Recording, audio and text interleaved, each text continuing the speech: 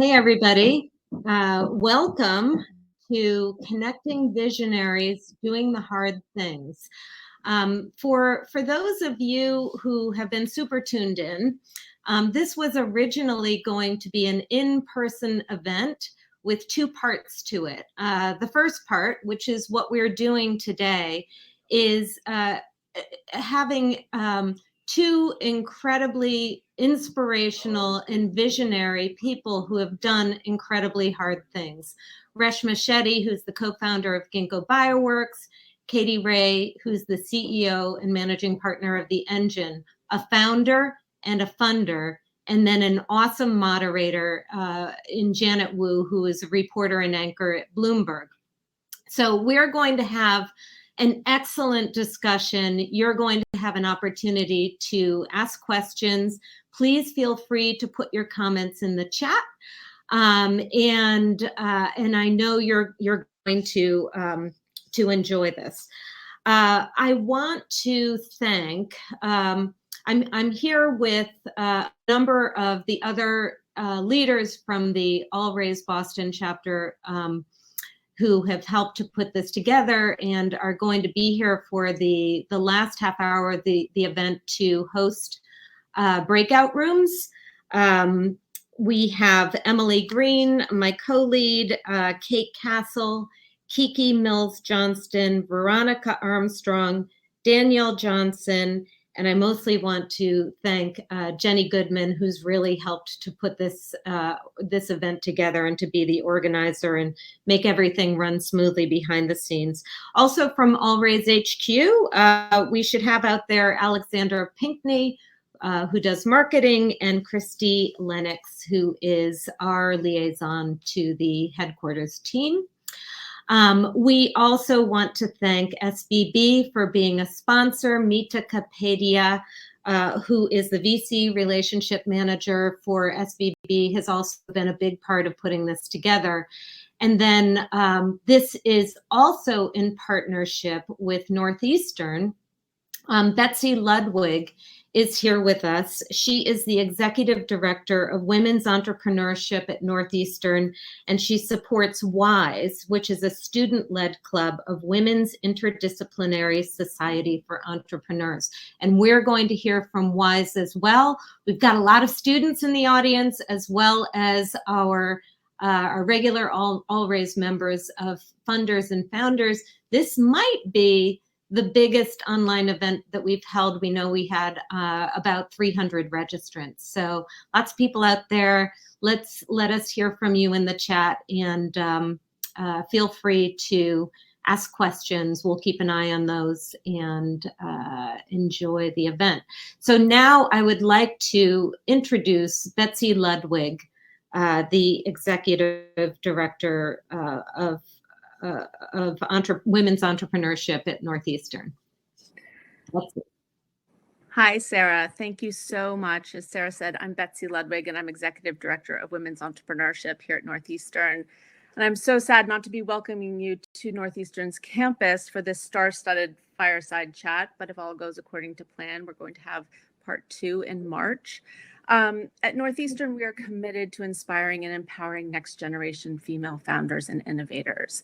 A few years ago, we realized that lots of young men were coming to college wanting to be the next Mark Zuckerberg or Elon Musk or Steve Jobs, the list goes on, but there weren't a lot of role models for young women to ideate and innovate, and they weren't participating in our programs as readily as the men. This is one of the reasons we are thrilled to be partnering with All Raise and SVB on this event featuring women doing hard things. So thank you to Reshma Shetty, Katie Rae, and Janet Wu for taking time to speak candidly about your experiences to the audience.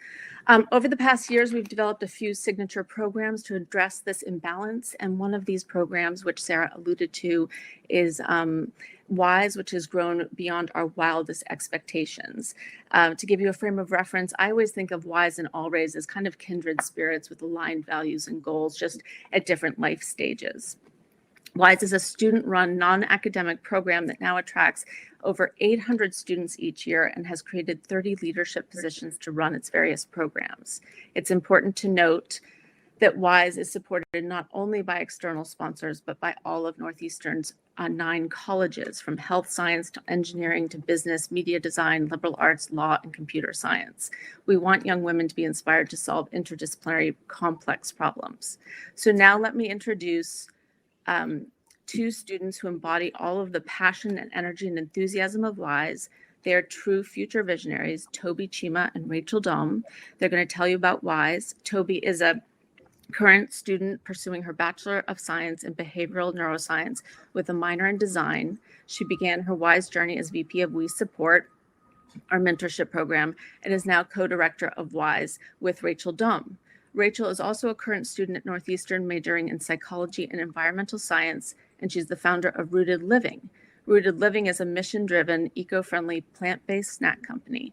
And I've just been told that Rachel's been selected as a finalist for the Global Student Entrepreneurship Awards in Chicago, and she'll be flying there next month. So congratulations, Rachel. And without taking any more time, I will pass the virtual stage over to Rachel and Toby. Hi, everyone. Thank you for coming. Thank you, Betsy, for that lovely introduction. For those that might have missed it, I'm Toby. I'm one of the co-directors of WISE, studying behavioral neuroscience and design at Northeastern. Alongside me is Rachel, if you'd like to introduce yourself. Hey everybody, my name is Rachel. I am also a third year. I'm a co-director alongside Toby, and I'm so passionate about everything that WISE does. So really excited to talk to you today. So if you were curious, WISE stands for the Women's Interdisciplinary Society of Entrepreneurship. We're dedicated to showcasing entrepreneurship in an interdisciplinary night, helping women and non-binary folks develop an innovative mindset through bi-weekly workshops, a thought incubator, some mentorship pairings, as well as a venture catalyst, and newly a summit that we will be having in March. If we could switch to the next slide, that'd be awesome.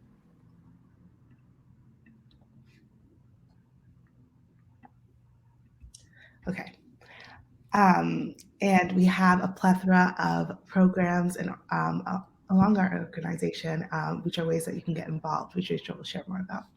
Yeah, so WISE is really a space for women to feel empowered. Of course, we have all of these resources that we offer women that have to do with education and speaking opportunities and self-growth and leadership, but it really is about inspiring empowering them to see themselves in the biggest light that they can. And so we have opportunities all the way from starting an idea and growing it to actually launching it, and kind of everything in between as well. And this couldn't be made possible if it wasn't for all of the people that contribute to WISE from the educational standpoint. So all of the people that come in and speak to WISE, those that come in and serve as mentors for these women, that's the backbone of WISE, is the type of people that offer their time and support. And so if you're interested in making a difference on so many women's lives, we'd love to have you join the WISE community. We have a little QR code that you can scan right here, and that will take you to a form that you can fill out. And it talks a little bit about what you'd be interested in doing, how you maybe could serve as an impact, but it really is like the most incredible opportunity, and these women will give so much back to you as well as you will give them. So thank you so much for having us here, and we're happy to answer any questions at any point. Yeah, feel free to follow us on Instagram, as well as follow us on our website, sign up for our contact list, and we will be in touch. And we'll pass it back to Sarah. Thank you.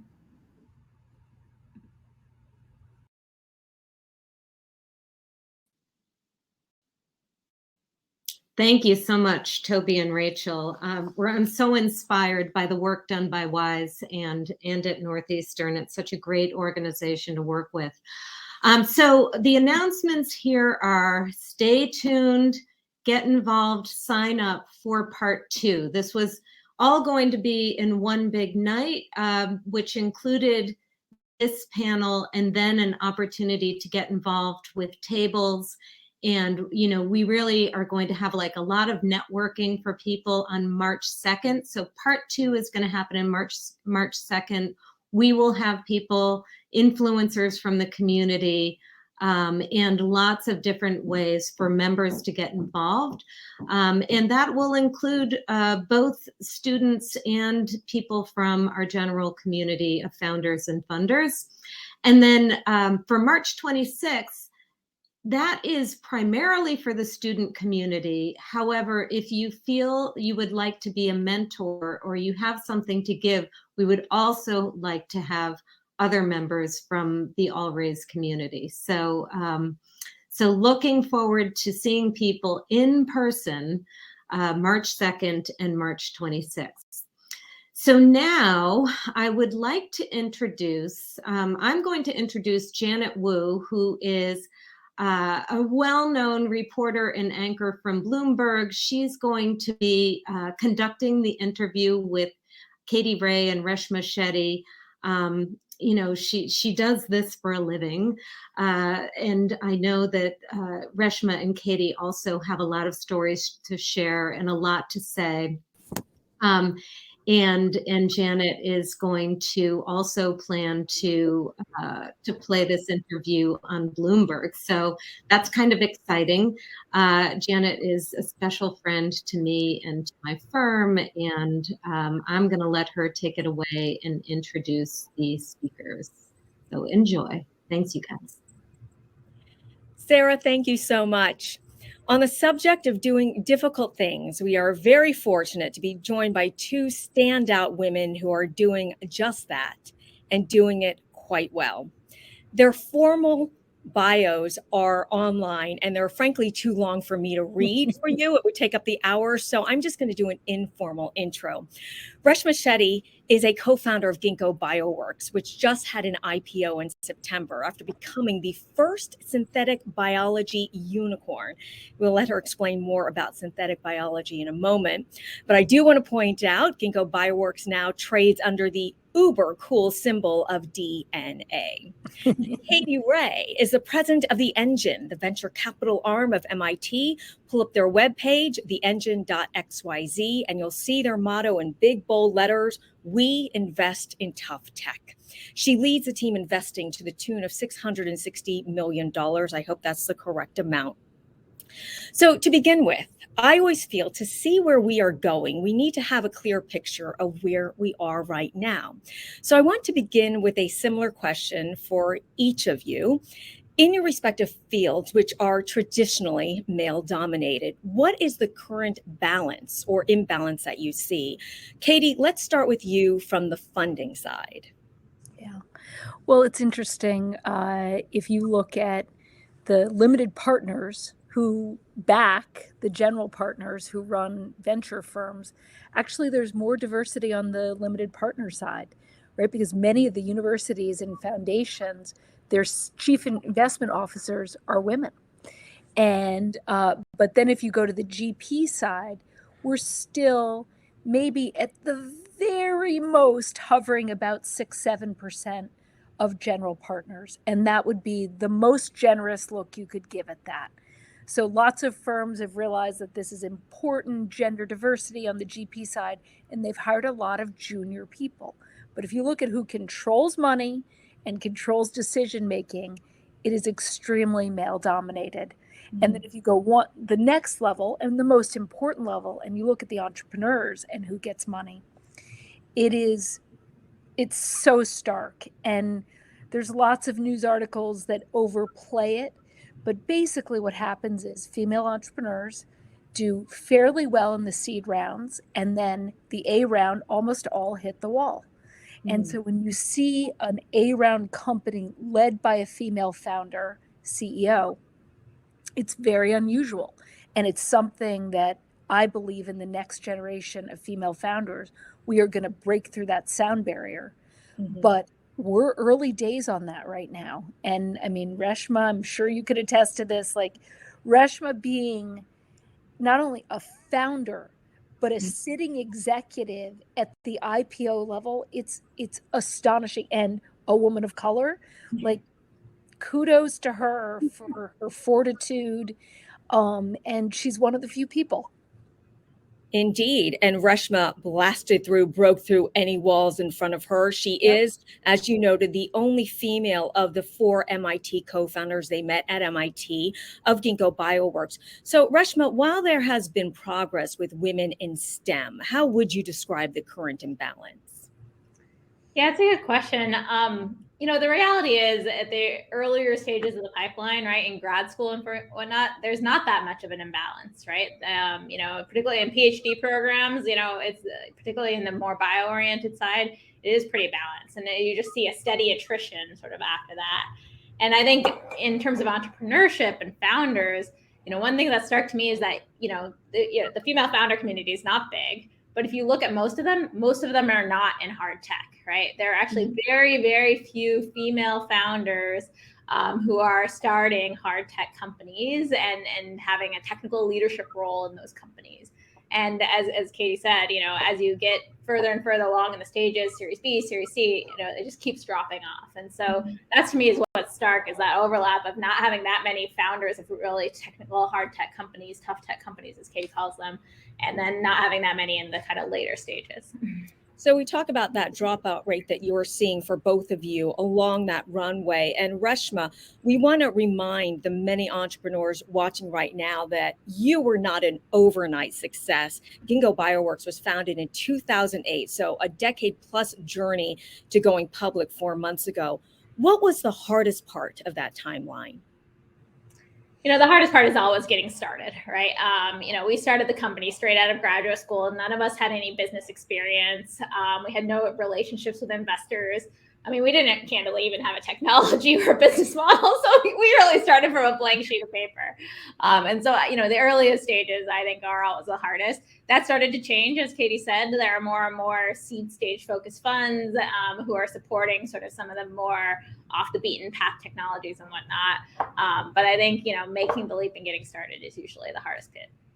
And speaking about getting started, I want to remind everyone that Katie is also an entrepreneur, because building and launching an investment fund really requires the same amount of mountain scaling and resiliency and overcoming the no's.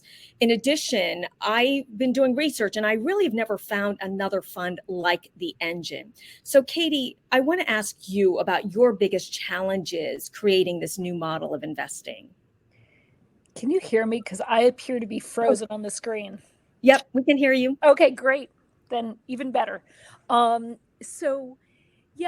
Running a venture capital fund has a lot in common with entrepreneurship. It's not the same, but there are some commonalities there.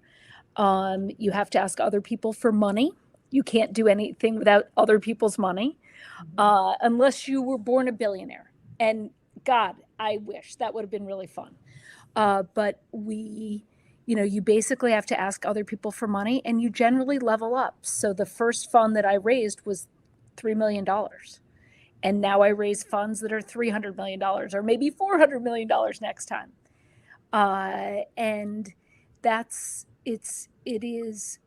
You basically crawl along the bottom of the earth in the beginning, and especially as a female GP.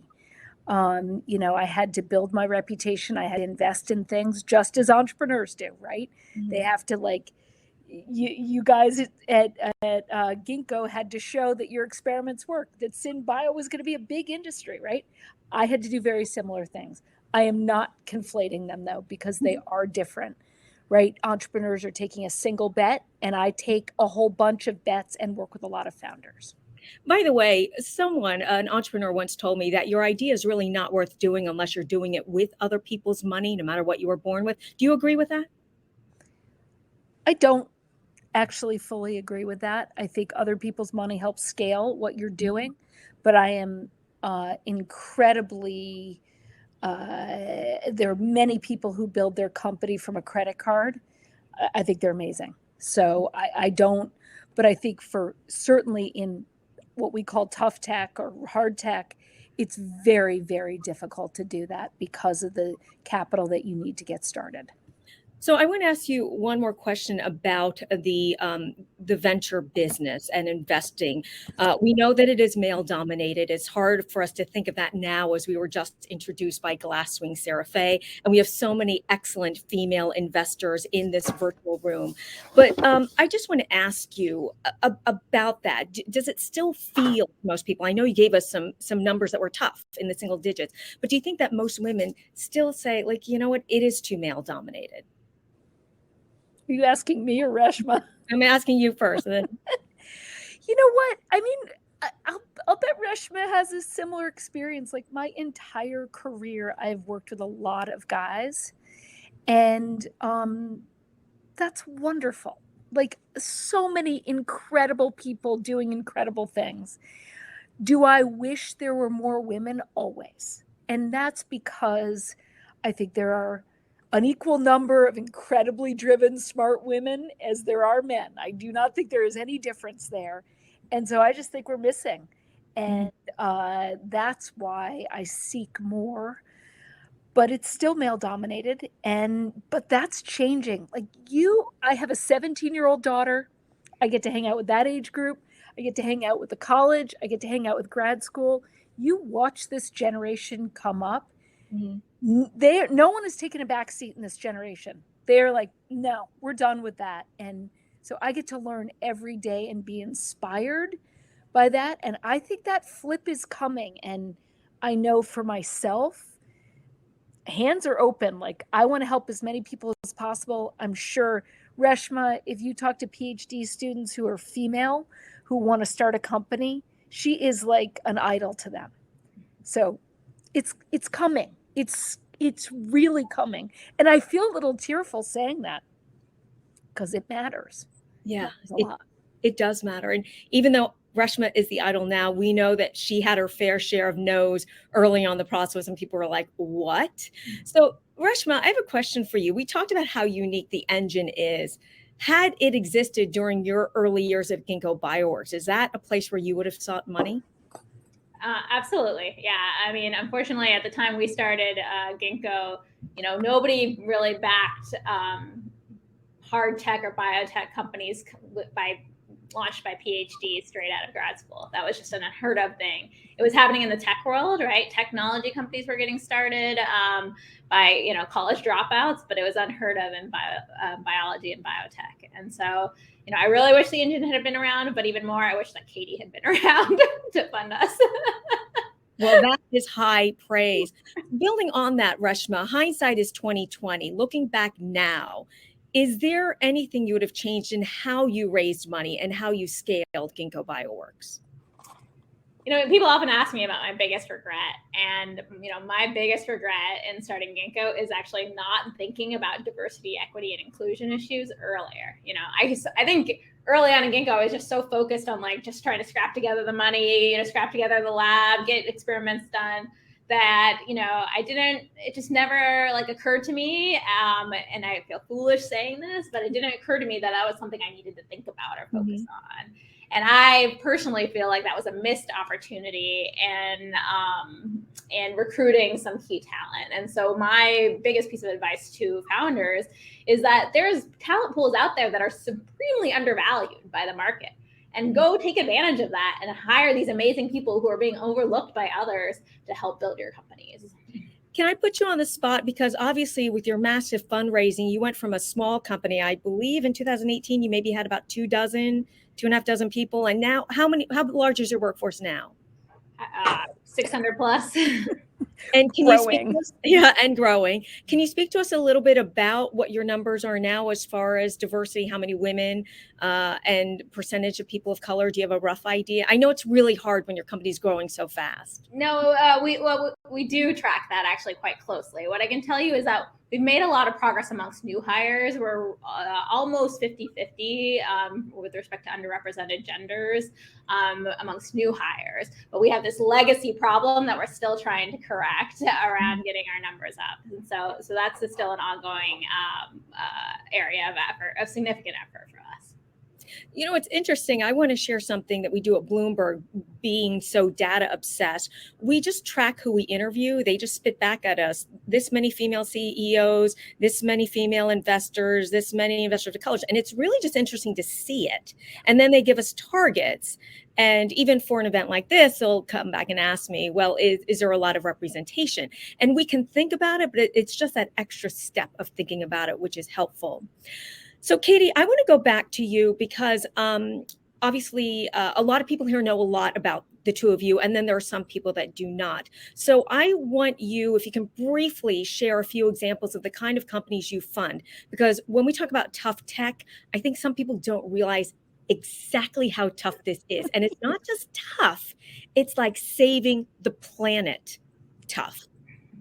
Yeah, I mean, we invest, we have these incredible universities here and in many other parts of the country where you have students and professors working and directed, often with government money, on some of the biggest problems, right? Climate change, or how are we going to save humans, or how are we going to grow enough food to feed the planet, or how are we going to get smarter about things, right? Like all the stuff in quantum computing. So we back those types of founders that like are on a mission to do something that will be truly impactful in a positive way to the planet. So a couple of examples, and these are obvious ones if you look at our portfolio.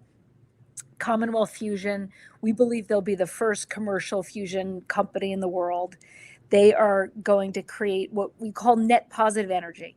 And I'm going to geek out for you for just a second, but that means your tokamak, which is your power plant, is going to create more energy, clean energy, than it takes to cool it.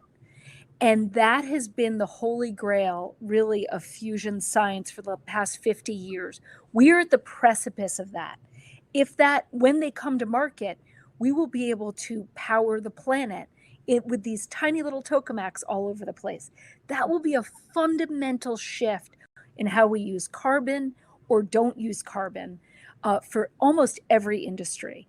And that, if you're under 50 years old, you should care about that a lot because, Speaking of other people's money, I think everyone read recently the $1.8 billion B round. I said, I've never heard of a B round like that, but it started on the slate of the engine. And indeed, I often describe your company, Reshma, Gingko Bioworks, and what Katie funds at the engine. These are all companies that need to be explained. They're not social media apps or games. You have to explain something that's very complex and very difficult. So, Katie, I want to stick with you for a moment, because when you have a difficult, complex company that requires a long runway and a lot of money, how do you greenlight an investment? Who is in the room and how do you make the decision? Yeah, so it's fundamental that there are deep technologists there who understand the engineering risk you're taking, right? Because these things take a long time and require a lot of capital. So if you don't really understand that risk, and when you will take risk out of that, you can't really underwrite an investment. So that's fundamental. But then you also have to understand the plan. That's the commercial plan and the technical plan and the people behind it. And the most important thing, as I think Reshma will attest to, is the people, because you figure out a lot on the technology as you go. And so but underwriting, I think the special part about what we do is we have to understand, where did this technology come from? Why is it a breakthrough? How did it get there? And is it real? Like, you can't be smoked by an entrepreneur who really doesn't have anything. That's just, that will really harm your reputation. And it's not that maybe they fail and they can't get there, but if they were really bringing something that wasn't truly understood by other scientists, I think you're in trouble in the kind of work that we do. Good point. By the way, I want to invite people to start submitting questions already. I can't believe it's 4:30, but we're going to try to get to some of your questions as we possibly can at the end of our conversation. So speaking of explaining, Reshma, you, again, people heard this company, Gingko Bioworks. They heard unicorn, and then they would say, what the heck does it do? How difficult was it for you to deliver your message and get believers? I think it was incredibly difficult, right? I mean, what we do is not, something that consumers directly experience in a very visceral way, like Facebook or Amazon or something like that. And so what we end up doing is telling stories, right? Telling stories that capture the imagination, that telling analogies that help people relate to something else. And so I think part of being a good founder, particularly in these sort of mission-driven, tough tech companies, is telling the story of what could happen if the bet pays off. Okay, and I just have to ask you this because we're curious and we have you here right now. It's you and 3 other male founders. I know you're founders, nice group of people, but did you find yourself clashing with them or disagreeing with them because you bought a different perspective on the messaging? Look, we have 5 founders. There have been many times over the last 20 years of working together, because we worked together first at MIT and then last 13 years at Gingko, where we disagreed. But I have to say that I've been incredibly lucky that my co-founders are not only my co-founders, they're also my friends, and in one case, my husband, right? And so while we will sometimes disagree, having that mutual respect, it has been key to the length and hardiness of our relationship.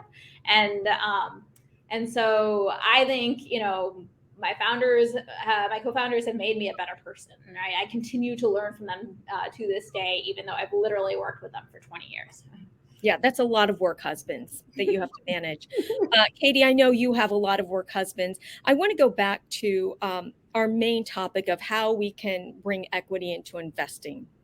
So I want your opinion on how you think we can attract more women to venture and private equity, and what are some of the barriers that specifically need to be addressed? Yeah, I mean, I think at the end of the day, and I think this is true for entrepreneurs too, like you have to learn how to raise money. And I would say I had 3 male mentors who already ran their own venture capital firms, who I regularly over years went to and said, wait, how do you do that? Wait, what did you say that made somebody write you a $20 million, $50 million, $100 million check? And I got better at it over time. And I'm answering this question by saying, like, if you want to be a great venture capitalist, you need money.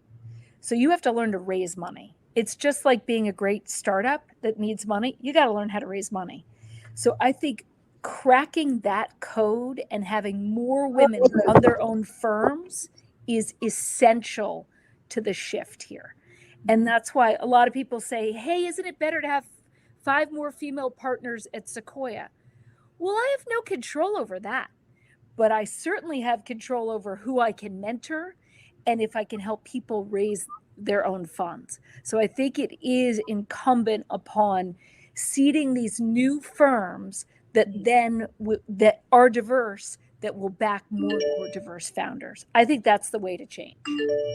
By the way, we have some amazing questions coming in, but I want to quickly ask Katie one more question of raising a fund.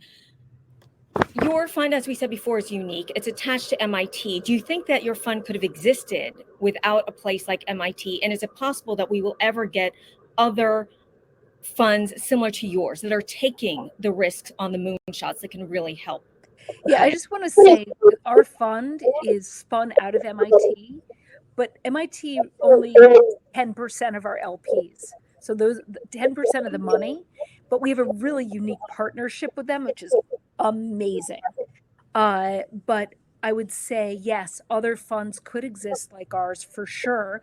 And there are other examples of funds like ours that have been raised over the last few years. And I think that's super exciting. And some of them are even run by women. So I think that it will be a growing trend. I think technology is where growth will happen. And therefore, you can't ignore tough tech or hard tech because it is such a fundamental part of the technology play that we have. Okay, I'm going to try to get to some of these excellent questions. One is for Reshma. What was your biggest surprise in raising money, and how did it change at each stage? It was interesting that the very first round we read was coming out of Y Combinator. So we were the first biotech company to participate in Y Combinator. And I think the surprise for me is that, fundamentally I'm an engineer by training, right? But really what was key to our first raise was commercial traction, right? In some sense, people just gave us a free pass on the technology in many ways because they were like, oh, you're an MIT PhD, you must have some technology there that is meaningful. And so really it was just all about what kind of commercial traction we were seeing, which sort of led to our initial investment. So that was a little surprising to me as an engineer, but that's how it played out. Katie, really fascinating question from Allison. Do you think cases like Theranos hampered efforts to fund and support female founders? I mean, I don't know about all of you, but it's been brutal to watch that trial. And I think much like the Ellen Pao trial, I think it has a profound effect on our community, an outsized effect. It's not fair. How many quasi-fraudulent male founders have there been? Many. But there's one woman, and like now every woman has to bear that cross. It sucks. I mean, just realistically, but it's real, right? Everybody, science is bearing it, and female founders are bearing it. And, you know, I really think I caution, right? Just like you have, Janet, for you have targets of how many female founders. So every female founder that makes it out has 10 or 100x the amount of media opportunities as a equivalent male founder. That could be used for good, or it can be used to overhype something. And you got to be real careful there. And you see it happen all the time. And so I am really careful when I work with female founders of like, hey, wait a second, you got to be real careful. You don't get too far over your skis, because you have to be able to deliver. And Theranos got over their skis. They may have had something, but the hype cycle out and their ability to fundraise was way over where the company was. Mm-hmm. We have an interesting question for Reshma. I know that Katie can also talk about this as well, but Reshma, I also want to know how you went about deciding who you would partner with as investors, because there are a lot of people that aren't always having the best interests of your company in mind, and they're not willing to stick it out with patient capital, which is something else that the engine does, being very, very patient. So how did you decide that? It's a great question. And, you know, I would love to say we had some great way of choosing, but honestly, I think in some level, we were just very explicit about what our plans were for the company, right? Our intent had always been to stay a mission-focused company. We were founder-led. We wanted to continue to grow the company. We weren't looking for a quick flip or a quick exit. And we were very, very clear about that in all of our interactions with investors. And so candidly, that I think acted as sort of an implicit filter, right? If folks were interested in a quick flip, if they were interested in a quick buck, you know, they kind of self-selected out from our process because they understood who we were and what we wanted to do. Were there any other qualities you were looking for, particularly in investors? I think just folks who are passionate about the space, you know, candidly. You know, some of our early investors, they just have been tremendous supporters over the years. And so I'm so grateful to them. So I want to get to this question from Alexandra because we have some hardcore investors in this virtual room. This question from Mark, among the hardcore investors in this room. Is there a repeatable de-risking playbook at the decision-making phase, or is it different for each company you consider? And I would even say, even including the companies that you take on for your portfolio. So wants to know how you achieve minimizing downside risk. I mean, listen, yes, there are a set of things that have to be there to say yes to any investment, but those are the easy ones. It's the non-repeatable stuff are the decisions you're making about human beings. And I wish there was a playbook to say, like, if they say this, therefore it's an investment. Like it's a brew, basically, of how the founders interact, where we think they're going to get to. Do they have the guts to take the long haul? Those are intangibles. And I wish people were robots and we could just check the boxes and be done, run the algorithm, but they're not. And so every decision is an idiosyncratic one. Reshma, I have a personal question for you because you got this idea when you were still in school and you're running with it. Do you think that this is not your last startup, or do you think that this one has so much scale that this is going to be consuming your life for a long time?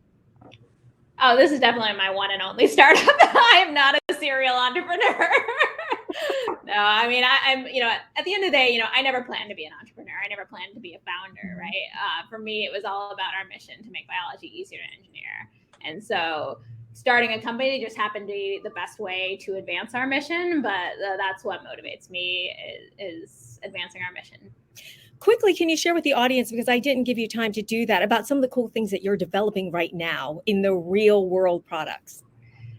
Yeah, so at Gingko, we essentially have a platform for what we call cell programming. So basically rewriting the DNA of a cell to do useful things. And so it turns out there's a whole bunch of different applications that you can use cell programming for.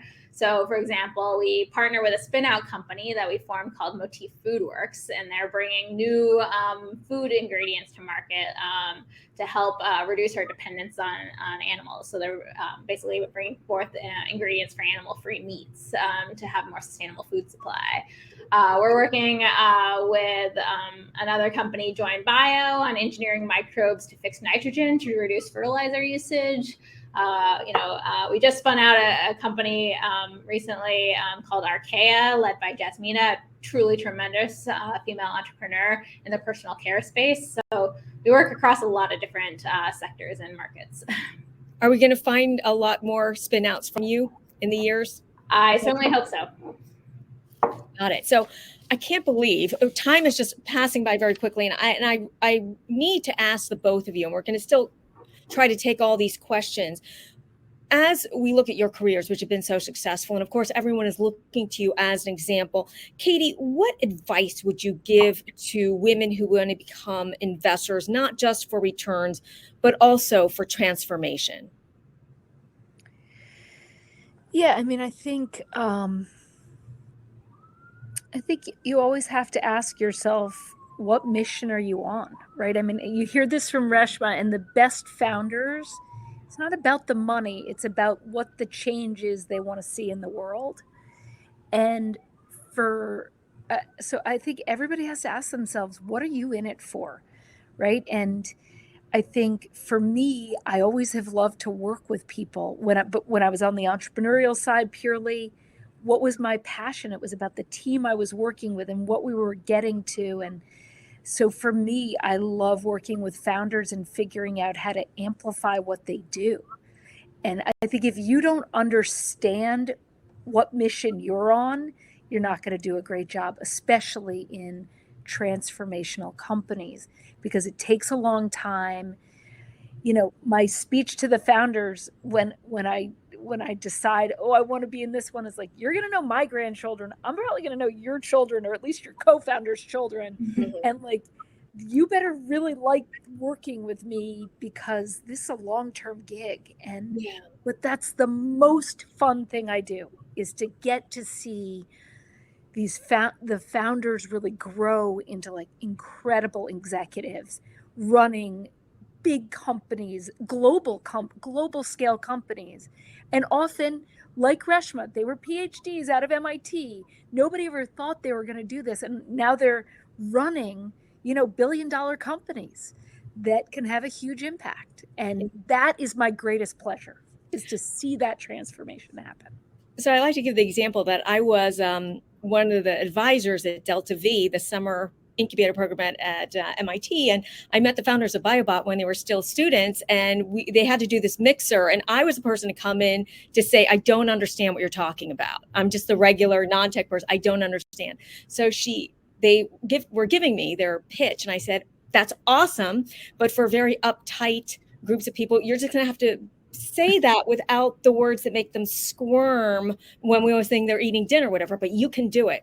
And then boom, 2 years later, I'm interviewing them every 3 months at Bloomberg, and they completely transformed and scaled up in such an impressive way. I think that's something also that we need to think of now is, on one hand, Katie, I think that what you've done is almost daunting and so impressive, because you are committing to companies and you're not looking for the 10-year flip or the exit, or we're going to return this portfolio. These are ideas that can take decades to grow, and they're going to be that transformational. And yet things are also moving at such a fast pace.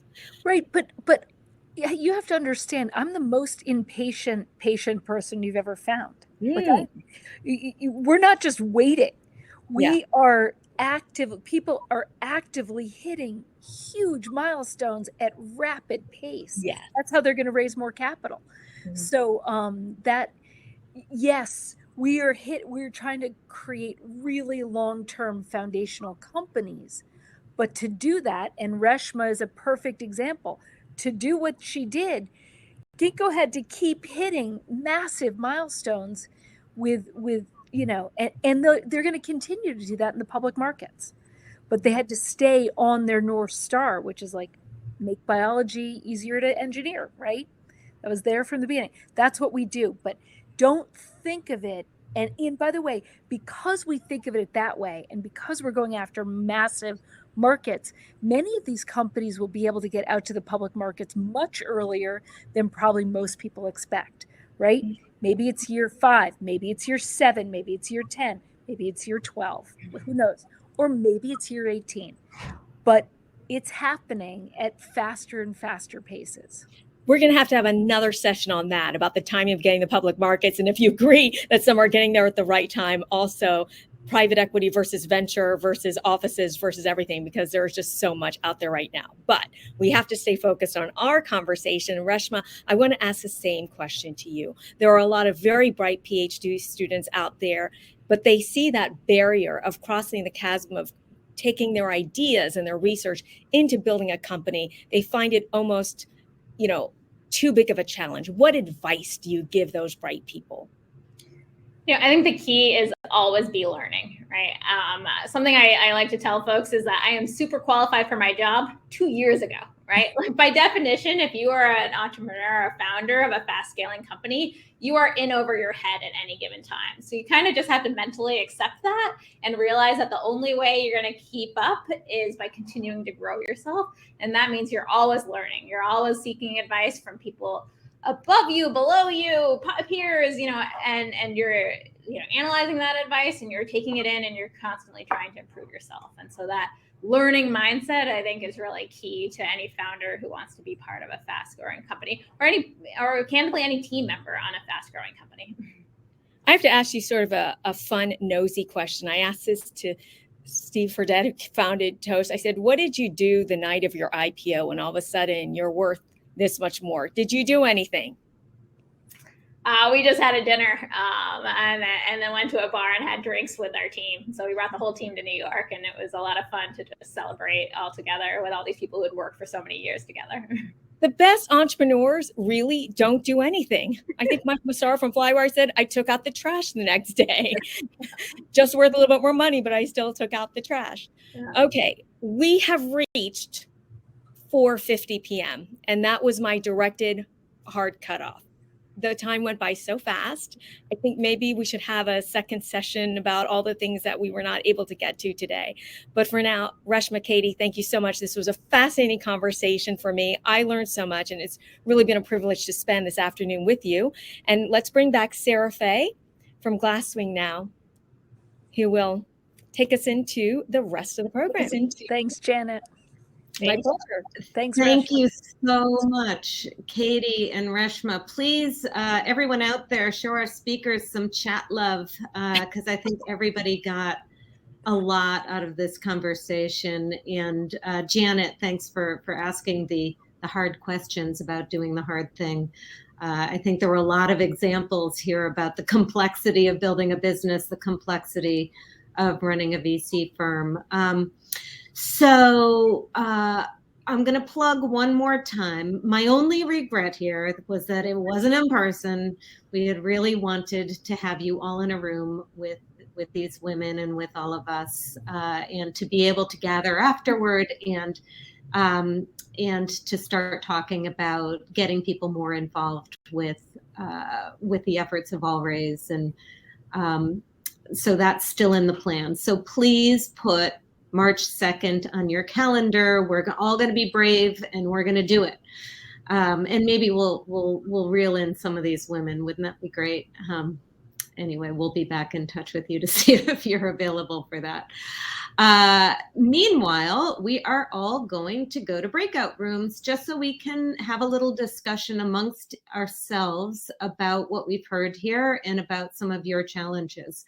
So if you could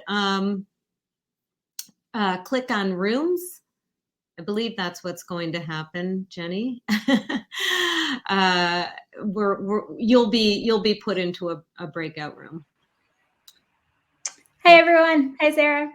Thanks, Reshma, Janet, and Katie. Just wanted to give some details on the networking rooms. You will see where it says rooms above. Just click there once Sarah gives the official go, and we will get to network with each other and really talk about what's hard that we're working on now. It's like if you're at a regular event, you'll see different rooms and you could take a seat at a table, and hopefully you'll be able to meet some new people as well. All right, click on the rooms and we'll see what happens. We'll see you soon.